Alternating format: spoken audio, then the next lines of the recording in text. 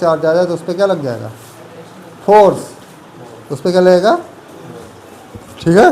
Electric field क्या होता है, ये लिखवा चुका हूँ, ठीक है, इलेक्ट्रिक फील्ड लिखवा चुका हूँ। It is the space around a charge in which any external charge अगर है तो उस पर क्या लगेगा, फोर्स, विच एक्सपीरियंसेस फोर्स। मान लो ये कोई चार्ज कैपिटल क्यू, ठीक है, इसमें हम एक चार्ज स्मॉल क्यू ले हैं तो इस पर क्या लगने लगेगा, फोर्स, और फोर्स डिपेंड करेगा दोनों चार्ज का नेचर कैसा, ये पढ़ा चुका हूँ, ठीक है, हैं, हाँ ठीक है, ये बढ़ा चुका हूँ, ठीक। अब हेडिंग डालो, और कहाँ तक था देखो, नहीं इलेक्ट्रिक फील्ड पढ़ाया था, इलेक्ट्रिक फील्ड लाइंस,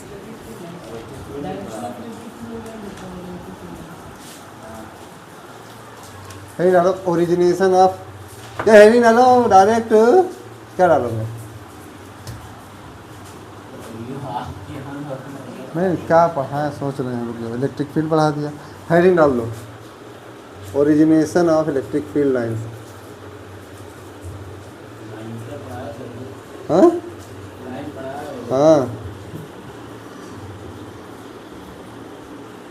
ओरिजिनेशन मतलब क्या है, कहाँ से कैसे निकलेगा, ठीक है, कैसे निकलेगा, या यही क्या हो जाएगा, इलेक्ट्रिक फील्ड लाइंस का क्या करेक्टर, ठीक है, या उसकी प्रॉपर्टीज़ उसकी, और इसको डिटेल नहीं लिखवाना, बस ऐसे देखो, मान लो ये हमारा प्लस क्यू चार्ज है, प्लस क्यू चार्ज है, ठीक है, तो इलेक्ट्रिक फील्ड लाइंस कैसे निकलेंगी, इसके परपेंडिकुलर, और प्लस क्यू से चार्ज इलेक्ट्रिक फील्ड लाइंस ऐसे निकलती हैं बाहर की तरफ, ठीक है, परपेंडिकुलर चार्ज के परपेंडी और आउटवर्ड बाहर की तरफ, ठीक है, लिख दो यहाँ radially outward from the positive, और यही क्या होगा, निगेटिव चार्ज, तो इलेक्ट्रिक फील्ड लाइंस आएंगे निगेटिव चार्ज के तरफ, निगेटिव चार्ज के, मान लीजिए पॉजिटिव है, अमीर आदमी अपने चारों तरफ इलेक्ट्रिक फील्ड को फेंक रहा है, जाओ, ठीक है, और ये गरीब आदमी है तो इलेक्ट्रिक फील्ड लाइंस को अपनी तरफ ले रहा है, ठीक है, तो निगेटिव पे यहाँ क्या लिख देंगे, रेडियली आउटवर्ड, रेडियली का मतलब क्या होता है, रेडियस जैसे नहीं होता, देखो रेडियली आउटवर्ड का मतलब देखो इधर, ओए मान लो यहाँ सेंटर पे चार्ज रखा है तो रेडियस ऐसे ही तो होता था, तो ये रेडियस के डायरेक्शन में जा रहा है इलेक्ट्रिक फील्ड लाइन, ठीक है, रेडियली आउटवर्ड, और इधर क्या है, रेडियली इनवर्ड्स, इनवर्ड्स, ठीक है, तो पूरा डिटेल नहीं लिखना है इसमें,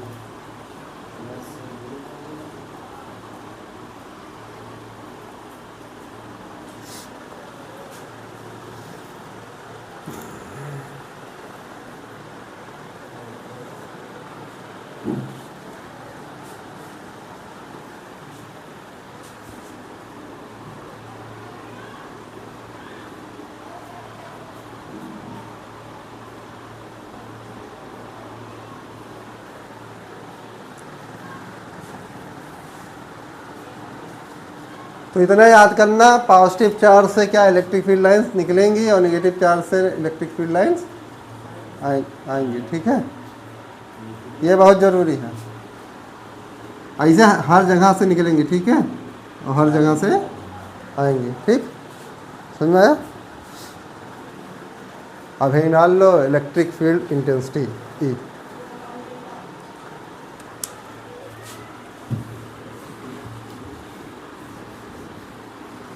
अभी ये इलेक्ट्रिक फील्ड लाइंस है, जब इसकी प्रॉपर्टी पढ़ा देंगे पूरा, उस पर क्वेश्चन भी है, ठीक है, नीट में आता है, ठीक, खाली फिगर से क्वेश्चन आएगा, तो यही डालोगे इलेक्ट्रिक फील्ड इंटेंसिटी,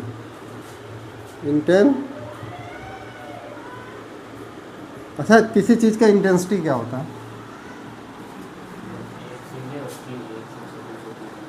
हाँ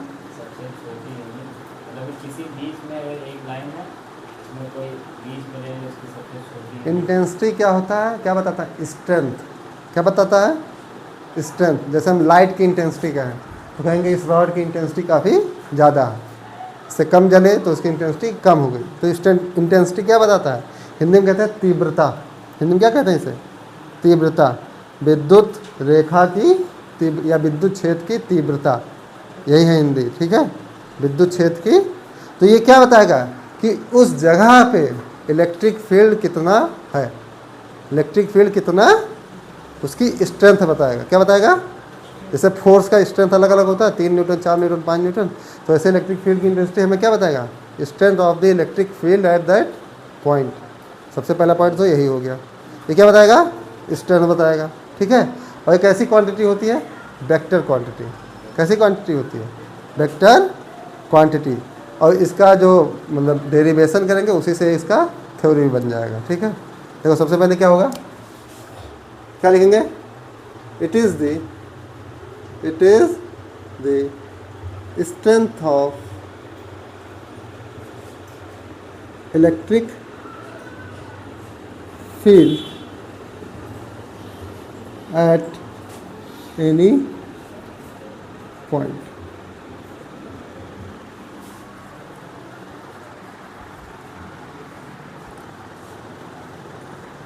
it is the strength of electric field eight. आप कहीं भी इंटेंसिटी सुनना तो क्या समझोगे? स्ट्रेंथ। लाइट की इंटेंसिटी, लाइट का कितना स्ट्रेंथ है, मतलब वो कितना ल्यूमिनस है, ठीक है। जैसे बल्ब आते हैं ल्यूमेन में, वाट में बल्ब नहीं लेना चाहिए कि इतने वाट का है उतने वाट का है, ज़्यादा जलेगा। ल्यूमेन उसका कितना होगा? लाइट की इंटेंसिटी का यूनिट क्या होता है? ल्यूमेन, ठीक है। जितने ज़्यादा ल्यूमेन का उतने हाई उसका क्या ब्राइटनेस रहेगा, ठीक। ऐसे साउंड की इंटेंसिटी होती है, साउंड कितना तेज है उसका यूनिट क्या होता है? डेसिबल, हर्ट्ज फ्रीक्वेंसी का होता है, ठीक है। तो ऐसे ही हमारे इलेक्ट्रिक फील्ड की इंटेंसिटी क्या बताता है? उस जगह पे इलेक्ट्रिक फील्ड का स्ट्रेंथ कितना है। सेकेंड पॉइंट क्या है इसमें? ये कैसा क्वांटिटी है, स्केलर या vector? Vector quantity. It is a vector, it is a vector quantity. अब इसको डिफाइन कैसे कर सकते हैं? देखो पहले मैं करवा देता हूँ डेरिवेशन, फिर डिफाइन करते हैं, ठीक है। देखो मान लो ये चार्ज क्यू है, ठीक है, ये चार्ज, इसके कारण यहाँ पे इलेक्ट्रिक फील्ड हमें निकालना है इस पॉइंट पी पे। यहाँ से मान लो डिस्टेंस है आर, ठीक है, आर डिस्टेंस है, ठीक। अब यहाँ पे हम क्या लग दें? एक कूलम का चार्ज या यूनिट पॉजिटिव टेस्ट चार्ज। एक हमारे पास क्या होता है? क्यू नॉट, क्यू, इसको क्या कहते हैं? You positive test charge.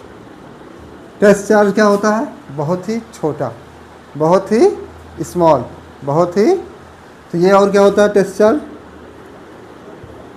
ये हम अपने तरफ से, कोई ऐसा है नहीं कि अपने तरफ से रखें हैं, ठीक है। क्यू नॉट को डिफाइन किया गया साइंटिस्ट द्वारा कि क्यू नॉट कैसा हो? बहुत ही स्मॉल, माइक्रो मिली में इसका कूलम होगा, ठीक है, चार्ज, ज़्यादा इस पर चार्ज नहीं होगा। क्यों नहीं हो? ताकि इसका भी इलेक्ट्रिक फील्ड होगा ना, तो इसके इलेक्ट्रिक फील्ड को कैंसिल ना कर दे, ठीक है, कैंसिल ना, इसलिए इसकी जो मैग्नीट्यूड होता है बहुत ही स्मॉल लिया जाता है, ठीक है, ठीक। अब इस पर निकालो फोर्स कितना लगेगा, इस क्यू नॉट पे, इस क्यू के कारण कितना फोर्स लगेगा? देखो, force on test charge, force on test charge F कितना लगेगा? वही कांस्टेंट के, दोनों चार्ज का मैग्नीट्यूड डिवाइड बाई डिस्टेंस का आर स्क्वायर है। अब देखो इलेक्ट्रिक फील्ड की स्ट्रेंथ कैसे डिफाइन की गई है? ई से। तो ई इज इक्वल टू होता है force per unit test charge, मतलब force per unit test charge, force per unit. Electric field की स्ट्रेंथ कैसे डिफाइन किए गए? मान लो कोई चार्ज क्यों रखा है, आर डिस्टेंस पे हमें इलेक्ट्रिक फील्ड का स्ट्रेंथ निकालना है यहाँ पे, ठीक है। तो यहाँ पे कोई पॉजिटिव टेस्ट चार्ज ले आओ, क्या ले आओ? कोई पॉजिटिव, ये पॉजिटिव है, ठीक है, पॉजिटिव टेस्ट चार्ज रख दो, उस पर फोर्स निकालो और उस चार्ज का क्या निकाल लो? रेशियो, उस चार्ज का रेशियो। तो इसको कैसे डिफाइन करेंगे इलेक्ट्रिक फील्ड की स्ट्रेंथ को? इलेक्ट्रिक फील्ड इंटेंसिटी या स्ट्रेंथ चाहे जो कहो, electric field intensity at a point is the force on एक positive test charge per unit पे, ठीक है, पर यूनिट पे पॉजिटिव टेस्ट चार्ज पे कितना लग रहा है। मान लो यहाँ पे 3 कूलम होता है, यहाँ 4 कूलम होता है, 4 कूलम पे तुम्हें निकालना है फोर्स, ठीक है, इसके कारण तो ये सब कर लो 4 × 3। उसके बाद में यहाँ पे इलेक्ट्रिक फील्ड निकालना है, तो इस चार्ज को नीचे डिवाइड कर दो, तो ये क्या हो जाता है इलेक्ट्रिक फील्ड का स्ट्रेंथ। तो ई देखो क्या आएगा, के Q not divide by Q not, और आर स्क्वायर है, इसे कर गया क्या, के क्यू डिवाइड बाई। तो ये जो इलेक्ट्रिक फील्ड का स्ट्रेंथ है किस पे डिपेंड कर रहा है, केवल इस चार्ज पे, और वहाँ से कितना डिस्टेंस है, ठीक है। अब मान लो यहाँ पे हमें डायरेक्शन निकालना है, तो पॉजिटिव चार्ज है तो अब ही तो निकलेगा ऐसे, तो इलेक्ट्रिक फील्ड का डायरेक्शन क्या होगा ये, तो इलेक्ट्रिक फील्ड का वही डायरेक्शन होगा जो उस फोर्स पे, उस चार्ज पे लग रहा है, चार्ज पे ही तो फोर्स ऐसे ही लग रहा है, लिखाया था ना कि इलेक्ट्रिक फील्ड की direction is the direction of force on the charge, इस चार्ज पे इसी डायरेक्शन में तो फोर्स लग रहा है, तो इलेक्ट्रिक फील्ड की डायरेक्शन भी वही हो गई। अब इसको लिखेंगे कैसे, ये पहले नोट कर लो, यहाँ लिख दो पहले, कब नोट करोगे, हाँ देखो, electric field strength at a point is the force per unit force per unit test charge, force on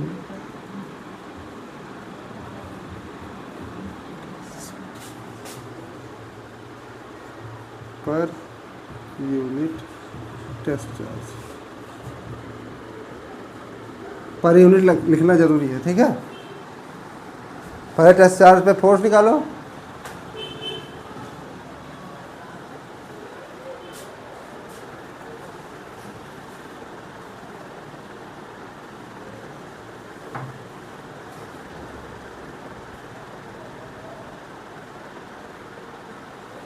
या इसको ऐसे भी डिफाइन कर सकते हो, यहाँ पे क्या लिखो, 1 कूलम का पॉजिटिव चार्ज, 1 कूलम का पॉजिटिव, और इसको और भी कैसे लिखते हो, फोर्स ऑन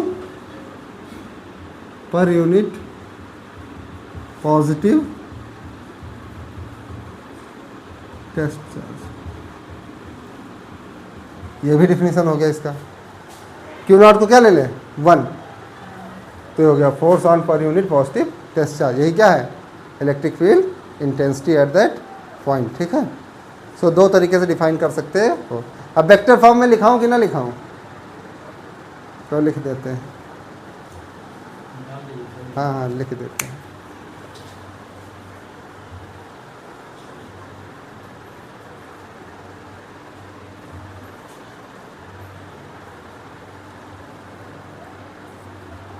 क्वेश्चन है कि नहीं,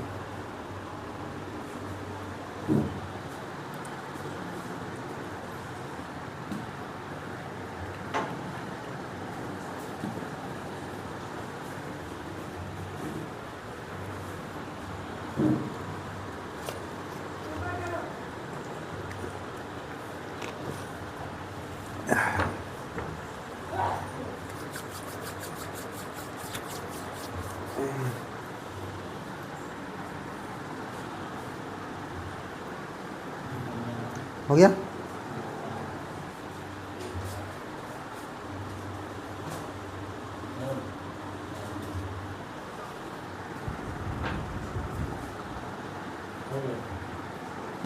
कर ले,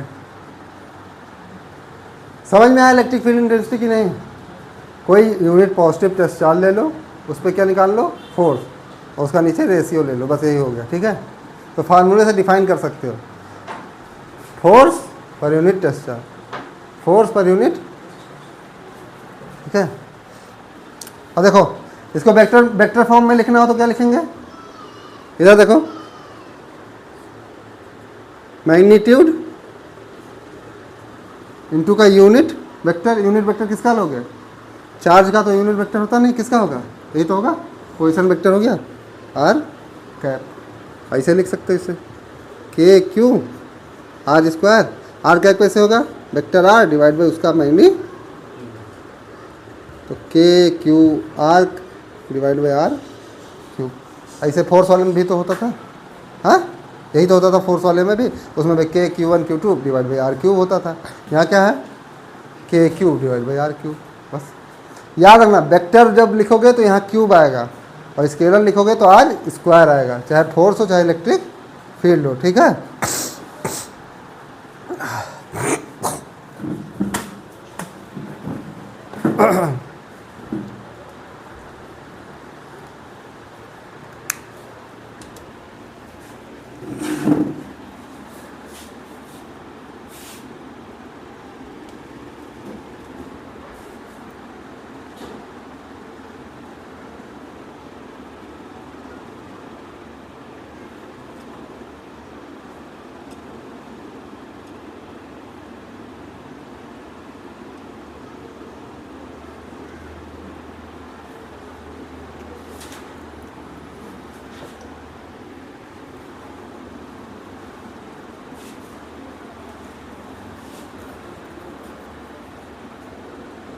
अच्छा, इलेक्ट्रिक फील्ड सबसे पहले किसने बताया था, फैराडे।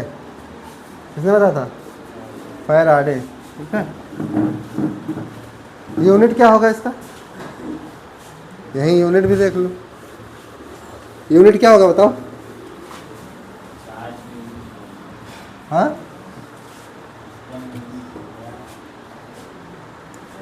यूनिट देखो,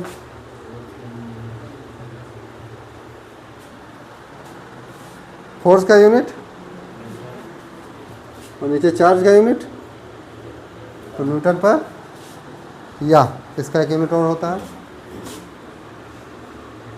volt meter. Volt next chapter में है, ठीक है, वोल्ट मीटर नेक्स्ट चैप्टर में, ठीक है, वहाँ पढ़ाएंगे।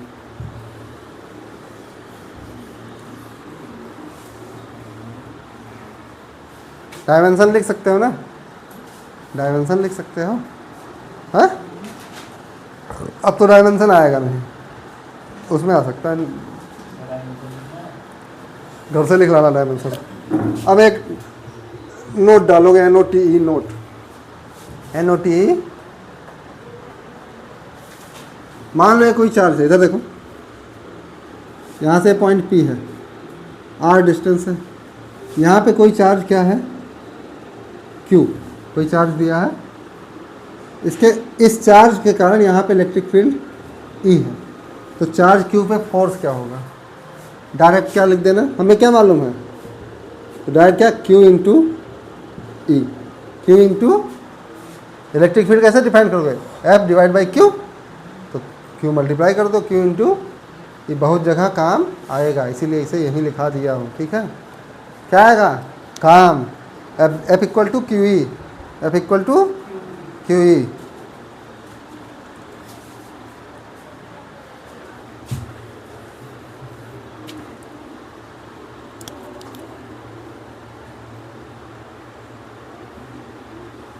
Important point about electric field, electric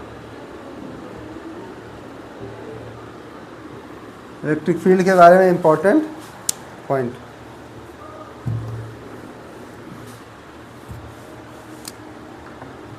सबसे फर्स्ट देखो, मैं ज़्यादा गाथा नहीं लिखवा रहा हूँ, फिगर के टाइप बनवा रहा हूँ, ठीक है। देखो मान लो ये चार्ज Q है, ठीक है, यहाँ से हम R डिस्टेंस यहाँ जाएं, चाहे हम R डिस्टेंस यहाँ जाएं, चाहे R डिस्टेंस यहाँ जाएं, चाहे R डिस्टेंस जहाँ जाएं, अगर डिस्टेंस सेम है, डिस्टेंस क्या है चार्ज से सेम, तो इलेक्ट्रिक फील्ड का स्ट्रेंथ भी क्या होगा, सेम। इलेक्ट्रिक फील्ड का स्ट्रेंथ क्या होगा, सेम। इलेक्ट्रिक फील्ड का स्ट्रेंथ क्या होगा, यहाँ भी E होगा, यहाँ भी E होगा, यहाँ भी E होगा, यहाँ भी E होगा, यहाँ भी, ठीक है। तो ये क्या होता है, एक सिमेट्री, इसे कहते हैं स्फेरिकल सिमेट्री, ठीक है। मान लो यहाँ पे चार्ज रखा है, अब इलेक्ट्रिक फील्ड की स्ट्रेंथ यहाँ देखो, डिस्टेंस सेम है, तो यहाँ भी E होगा, यहाँ भी E होगा, यहाँ भी E होगा, यहाँ भी E होगा, यहाँ भी होगा, यहाँ भी होगा, हर जगह। तो एक स्फीयर बन जाता है। क्या बन जाता है? स्फीयर। ठीक है, उसे कहते हैं इक्विपोटेंशियल सरफेस। ये अभी नहीं पढ़ना है, आगे पढ़ेंगे। ठीक है, तो ये चीज़ यही लिखा है। ये लिखोगे कि ऐसे बनाओगे? लिख दो यहाँ, electric field is same at equal distance from the charge. कौन सी सिमेट्री होती है? Spherical symmetry. क्या बनेगा? एक स्फीयर ही तो बनेगा, गोला। हाँ,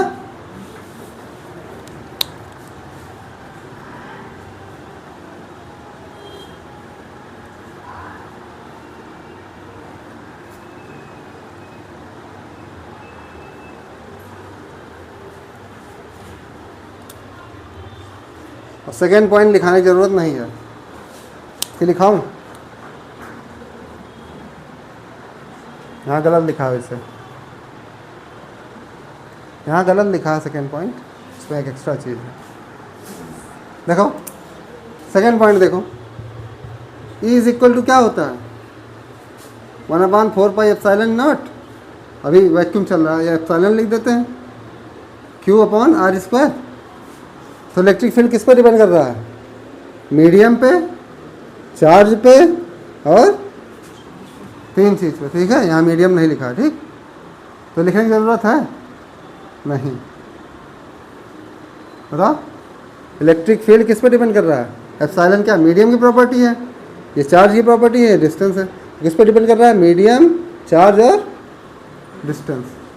इलेक्ट्रिक फील्ड किसी केवल इन्हीं तीनों पे डिपेंड कर रहा है, और किसी पे डिपेंड। ठीक है, तो लिखने की ज़रूरत है? लिखोगे? ना लिखो, छोड़ो। और थर्ड पॉइंट देखो क्या लिखा है, ये भी लिखने की ज़रूरत नहीं है। F इज इक्वल टू के, E इज इक्वल टू के क्यू नॉट, नीचे था ना, नहीं सॉरी, F/Q0। ठीक है, Q0 को हमने क्या रखा है? बहुत ही स्मॉल लिख दिया है वहीं, वेरी वेरी स्मॉल ही क्यों लिखा हुआ, आगे लिख लो वेरी वेरी। मतलब क्या? बस जस्ट जीरो होने वाला है, लेकिन जीरो है नहीं। जीरो हो जाएगा तो अनडिफाइंड हो जाएगा। ठीक है, तो वही लिमिट लग गई, limit Q tends to zero. Q क्या? टेंडिंग टू जीरो है, लेकिन जीरो है नहीं। ठीक है, तो ये भी लिखने की ज़रूरत नहीं है। ठीक है, ये भी लिखने की ज़रूरत। अब हेडिंग डालो ग्राफ।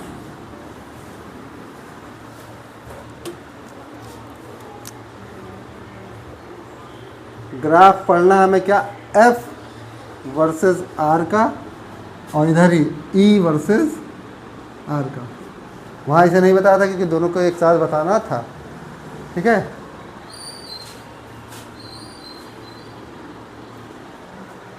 F वर्सेस R और E वर्सेस। ठीक है, देखो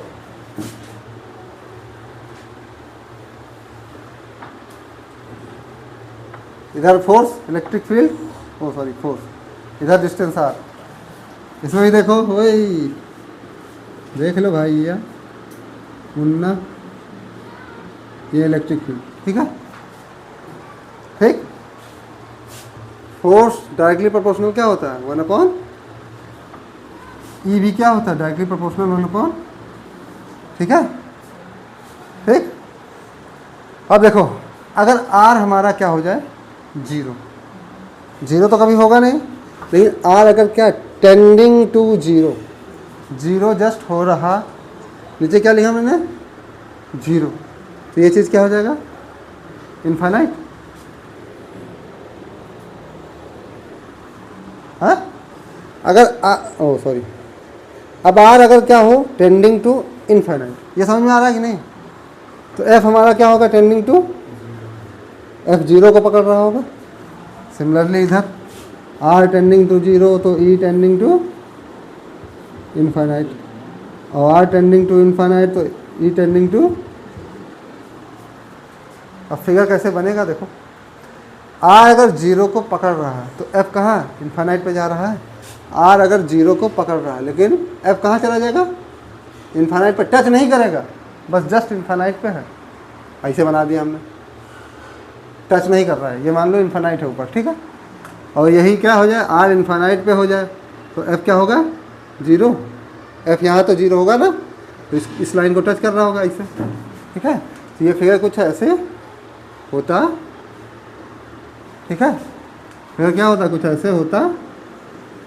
तो ये समझ गए ये ऐसे क्यों होता है, क्योंकि देखो जब आर कहाँ इन्फानाइट पे जा रहा है तो इलेक्ट्रिक फील्ड हमारा क्या 0 को पहुँच रहा है। कहाँ पहुँच रहा है, 0 को पहुँच रहा है। इसलिए ये इसको कभी भी टच नहीं करेगा, बस छूने वाला है, ठीक है, छूने वाला। बना लो फिगर। ये ग्राफ किसका होता है, कौन से फंक्शन का, कौन से फंक्शन का होता है ग्राफ,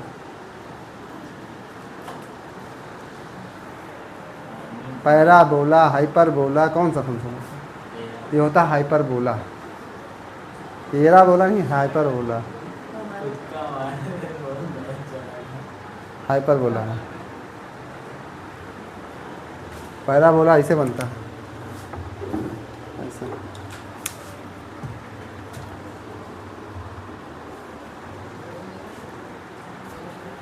ये समझ में आया कि नहीं कि टेंडिंग टू 0, ये यहाँ टच कर रहा है, ये जस्ट टच होने वाला लेकिन टच नहीं कर रहा, ठीक है।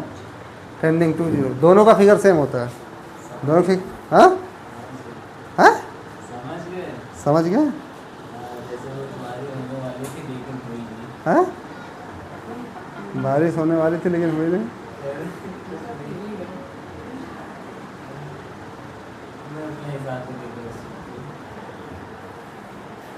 चलो फिगर ही बनाते हैं, क्वेश्चन करें क्या फिगर का। हाँ यही ग्राफ कल करवा देंगे, आज थोड़ा पढ़ा देते हैं। ग्राफ पे भी क्वेश्चन आ सकता है, 3-4 जैसे लाइन से दे दिया, बताओ ग्राफ कैसे बनेगा। 2-4 लाइन से दे दिया, ग्राफ कैसे बनेगा। हाँ कल करवा दूंगा पक्का, याद आ गया। पिछली उस बार करवाया था मैंने, पहली बार जब पढ़ाया था, पहली बार बहुत ज़्यादा पढ़ा दिया था मैंने। हाँ एकदम मतलब जो नीट में पढ़ाया था वैसे ही कुछ पढ़ाया था। टाइम नहीं था, मुझे मालूम नहीं था कि लड़के चूतियाँ हैं, इतना नहीं पढ़ाना होता है। ठीक ठीक ठीक, वो सब जो नोट्स बनाया था ना सब फेंक फाक दिया। नहीं पढ़ा देंगे तुम लोग को, याद है ना अभी, ले जाओ। हो गया। अब देखो जैसे फोर्स कराया था due to system of charge, वैसे electric field due to system of charge या सुपर पोजिशन। क्या बताया था, सुपर पोजिशन तो बताया था, पढ़ा था। फोर्स का अगर चार्ज रखा है तो वहाँ पे नेट फोर्स उस पर कितना होगा, देखो नहीं याद आ रहा है ही ना लो। Electric field due to system of charges, electric field due to system of charges, ठीक है। मान लो चार्ज Q1 प्लस का है, यहाँ पे माइनस का Q2 है, यहाँ पे Q3 है, ठीक है। इस पॉइंट 1 पे हमें क्या निकालना है, इलेक्ट्रिक, या पॉइंट P पे हमें क्या निकालना है, इलेक्ट्रिक फील्ड इंटेंसिटी कितनी होगी, ठीक है। इलेक्ट्रिक फील्ड की इंटेंसिटी कितनी होगी, तो देखो Q से कैसे निकलता है, प्लस का है अगर, तो इलेक्ट्रिक फील्ड बाहर की तरफ E3, ये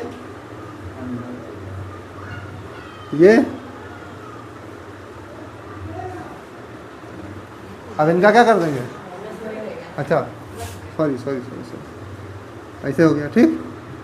अब इनको क्या कर देंगे, वेक्टर, बस क्या करना है, वेक्टर समेशन, पूरा गाथा लिखने की ज़रूरत नहीं। ई नेट एट पी क्या लिख देंगे, E1 plus E2 plus, exam में इतना लिख दोगे बहुत है, वेक्टर समेशन, ठीक है। बस यहाँ क्या लिख देना है। अब ये सब तो लिख ही सकते हो, late consider a charge Q1 Q2 Q3 at distance R1 R2 R3, ठीक है, वेक्टर समेशन कर दोगे बस, इतना भी लिख दोगे नंबर मिल जाएगा। 3 नंबर का होगा तो 2 नंबर तो दे ही देगा।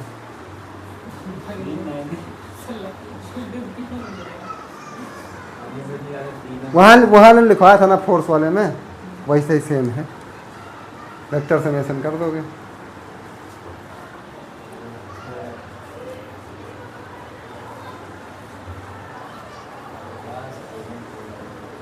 हाँ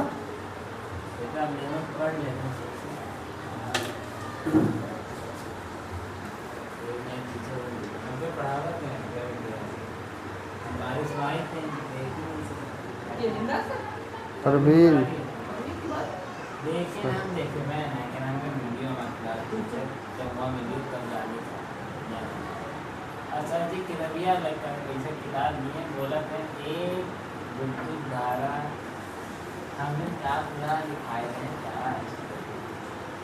ऐसे ही हम लोग को ही पढ़ाया जाता था।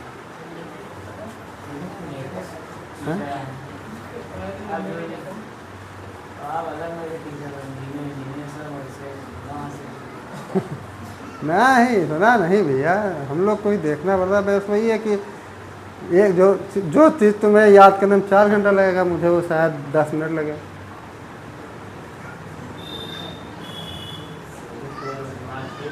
दिमाग तेज नहीं हुआ, दिमाग पे काम हुआ है।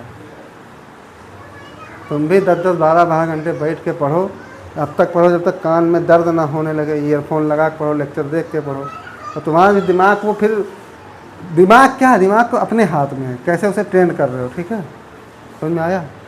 ट्रेन करने मुझे एक चीज़ नहीं याद होता है, डेट, कोई भी डेट मुझे नहीं याद होता, मुझे मोबाइल नंबर नहीं याद होता है, डेट नहीं याद होता है। अब मैं ये अगर मार्कर अभी यहाँ रख दूँ, भूल जाऊँगा कहाँ रखा था। अपने दिमाग में फर्जी कचरा रखो ही ना। मुझे अपना मोबाइल नंबर याद करने में 1 महीना लग गया था। अब चलो देखो क्वेश्चन, एक स्क्वायर है, एक क्या है, स्क्वायर क्या होता है, वर्ग, वर्ग, ऑल साइड्स आर इक्वल। ठीक है, अब एक चार्ज यहाँ पे क्या रखा है, -q, यहाँ पे चार्ज रखा है +2q, यहाँ पे भी चार्ज कितना है, -2q, यहाँ पे चार्ज रखा है +q। अब वर्ग है, ठीक है।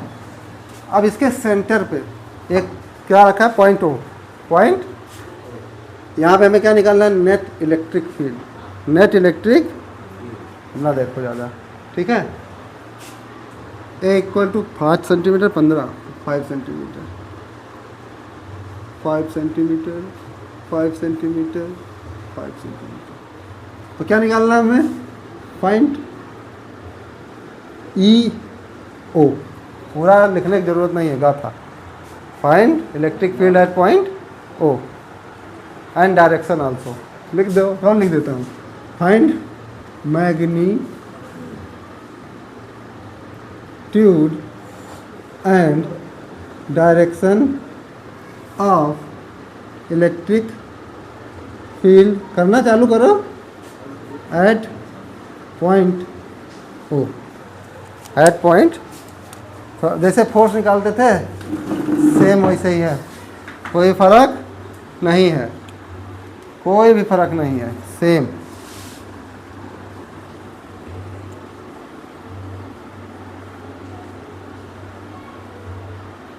और Q की वैल्यू है 10⁻⁻8 कूलम।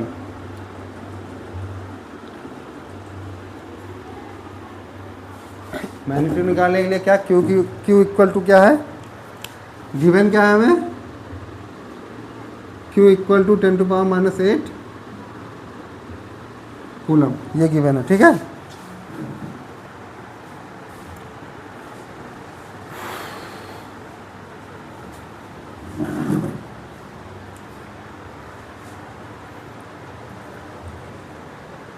फिर क्वेश्चन करने से पहले एक चीज़ समझ लो, पहले देखो, नोट कर लिया,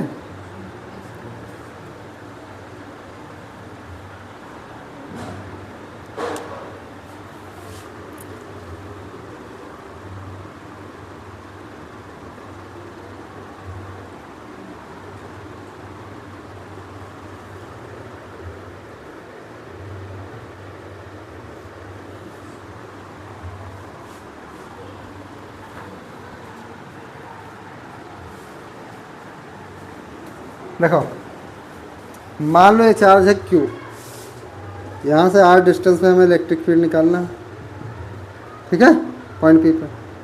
तो ये इक्वल टू क्या होगा, KQ divide by R square. अगर यही चार्ज क्या हो जाए 2Q, इस पॉइंट पे इलेक्ट्रिक अभी भी R डिस्टेंस है, तो इलेक्ट्रिक फील्ड क्या होगा, K into 2Q divide by 2 आगे कर लो, KQ बाई R स्क्वायर। ये E1 मान लो, ये E2, तो E2 क्या हो जाएगा 2 टाइम्स ऑफ E1। चार्ज का अगर मैग्नीट्यूड जैसे बढ़ रहा है वैसे ही इलेक्ट्रिक फील्ड भी बढ़े। अब इसके कारण मान लो इलेक्ट्रिक फील्ड E है, इसके कारण क्या मान लें, या E1 होगा, ठीक है, माइनस Q। यहाँ पे ये डिस्टेंस तो सेम ही होगा, R R R R minus Q charge है तो E1, और माइनस 2Q चार्ज है तो माइनस 2E1 हो जाएगा। कोई दिक्कत परेशानी, इसीलिए यहाँ बता दिया हूँ। अगर इसके कारण E2 है तो इसके कारण 2E2, कोई दिक्कत, हाँ। और देखो चार्ज सेम है, चार्ज डिस्टेंस भी सेम है, तो E1 इक्वल टू क्या होगा E2, E1 इक्वल क्या होगा, E1 इक्वल टू, अगर केवल मैग्नीट्यूड लिया जाए, डायरेक्शन ना लिया जाए, तो E1 इक्वल टू क्या होगा, ये समझ में आया, हाँ। अब देखो इसके कारण इलेक्ट्रिक फील्ड किधर होगा, इधर देखो, इसके कारण इलेक्ट्रिक फील्ड किधर होगा, इधर, इसके कारण 2E1, इसके कारण इधर 2E2, और इसके कारण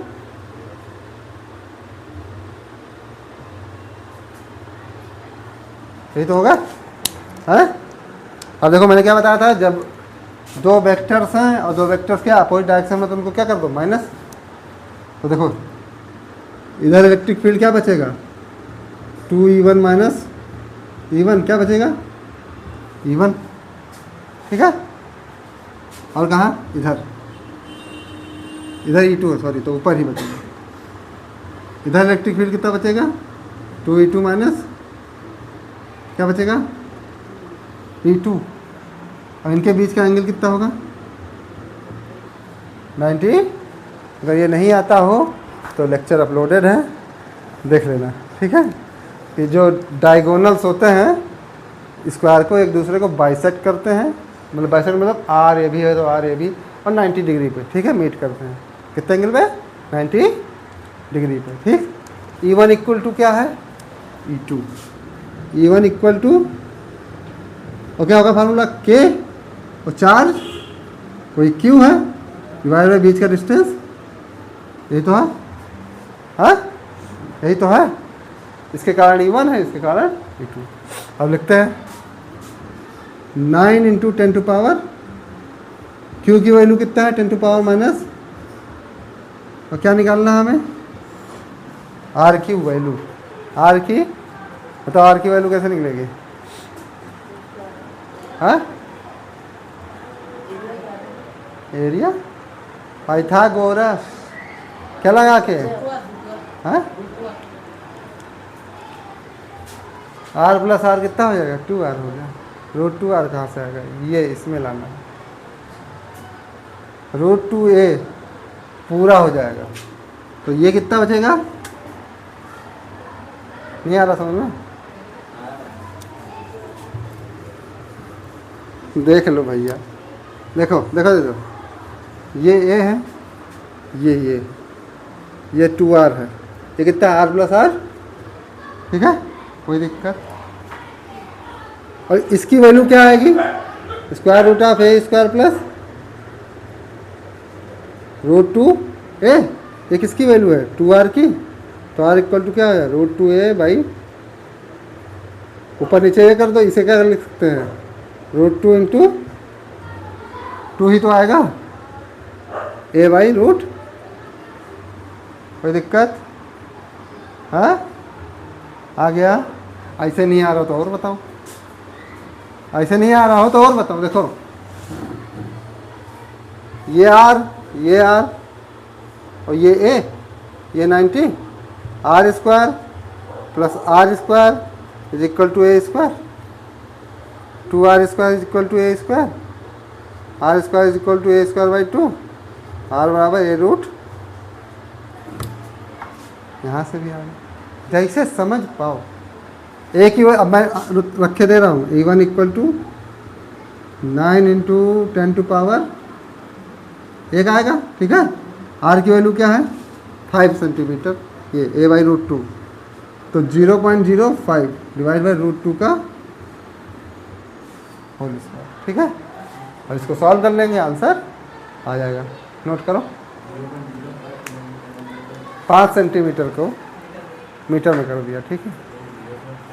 0.05 100 से डिवाइड करोगे, बेसिक। चलो किसी दिन पढ़ा देंगे भैया, फुर्सत मिले तुम लोगों को फिर पढ़ा दें, ठीक है।